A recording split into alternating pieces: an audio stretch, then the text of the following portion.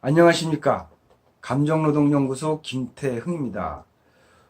오늘은 만병의 근원이라고 일컬어지는 코티졸이라는 호르몬에 대해서 알아보고자 합니다.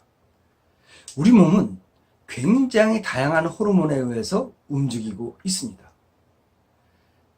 그런데 이 코티졸이라는 호르몬은 현대의학에서 거의 모든 병의 근원으로 지목당하고 있는 그런 호르몬입니다.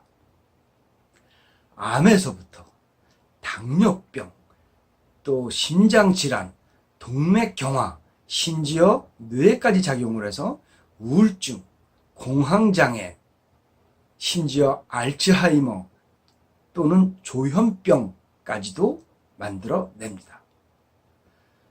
즉 코티졸은 육체의 병, 마음의 병, 그리고 암까지 일으키는 아주 무시무시한 호르몬입니다.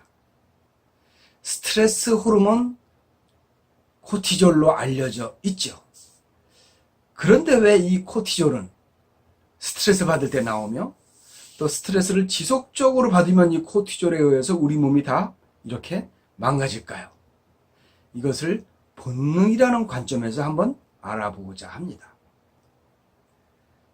사실은 코티졸은 스트레스 호르몬이라고 하지만 스트레스라는 단어를 썼을 적에는 우리 마음에 다가가는 어떤 상처, 이런 것을 스트레스로 생각합니다.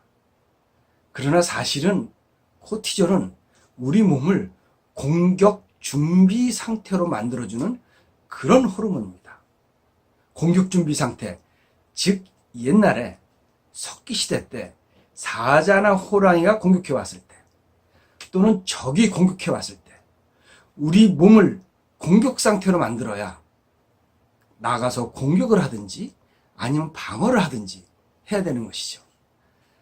그래서 코티졸은 우리 온몸에 에너지를 혈액으로 보내는 그런 역할을 합니다. 즉 간에서 포도당 대사를 어마어마하게 일으켜서 혈당을 급격히 올리고 그리고 단백질을 분해해서 아미노산으로 만들어서 또 에너지로 쓸 수 있게 만드는 그런 역할을 합니다. 그런데 문제는 뭐냐? 이런 시간이 지속되면, 즉 몸의 공격 상태가 지속되면 혈당에 의해서 우리 몸 전체가 다 망가진다는 것입니다. 그래서 코티졸은 거의 독극물과 같은 그런 작용을 하게 되는 것입니다.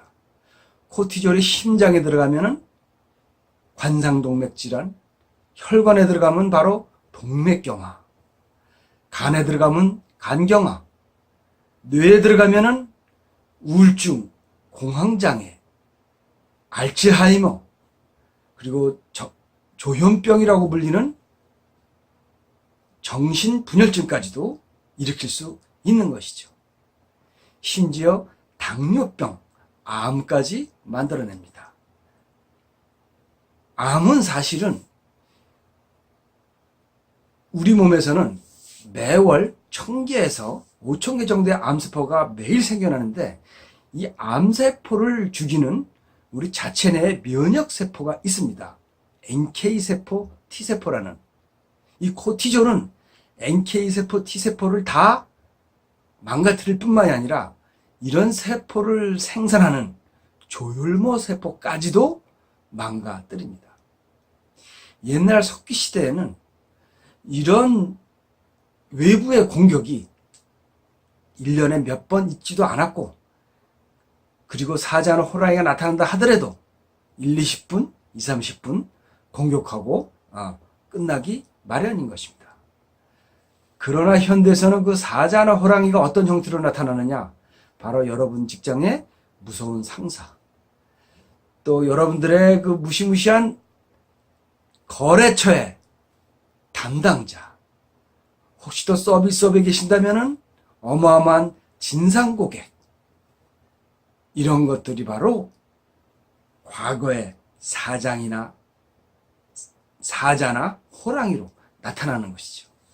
즉 현대에서는 몸이 지속적으로 공격 상태에 가 있고 즉 만성적인 코티졸 상태에 와 있는 것입니다. 그래서 잠깐 몸이 공격 준비 상태에 가 있다가 다시 돌아와야 되는데 6개월, 1년 내내 몸이 코티졸에 노출이 되면 바로 현대인의 질병인 각종 성인병을 비롯해서 암과 또 우울증 같은 마음의 병까지 오게 되는 것이죠. 여러분, 여러분의 스트레스는 안녕하십니까? 여러분의 코티졸은 어느 정도 수준입니까? 그런데 사실은 이 코티졸이 그렇게 꼭 나쁜 것만은 아닙니다. 코티졸은 어느 정도 적정한 수준이 있어야 되는데 너무 코티졸이 없어도 사람이 무기력해지고 의욕이 없어집니다. 어느 정도의 적절한 양의 코티졸이 있다는 것은 바로 우리가 어느 정도의 적절한 공격 상태가 된다라는 뜻이죠. 그래야 뇌도 활발해지고 몸도 활발해집니다. 그래서 적정량의 코티졸을 유지하는 것이 매우 중요한데 놀랍게도 이 적정량의 코티졸은 우리의 창의력과 아주 밀접한 관계가 있습니다. 코티졸이 너무 과하면 만병의 근원이 되고 코티졸이 적정량이 나오면 우리가 활력을 얻고 또 굉장히 창의력이 뛰어나게 됩니다. 그렇다면 어떻게 적정량의 코티졸을 나오게 할 수 있을까요? 그것은 바로 창의력 강의를 통해서 따로 말씀을 드리도록 하겠습니다. 감사합니다.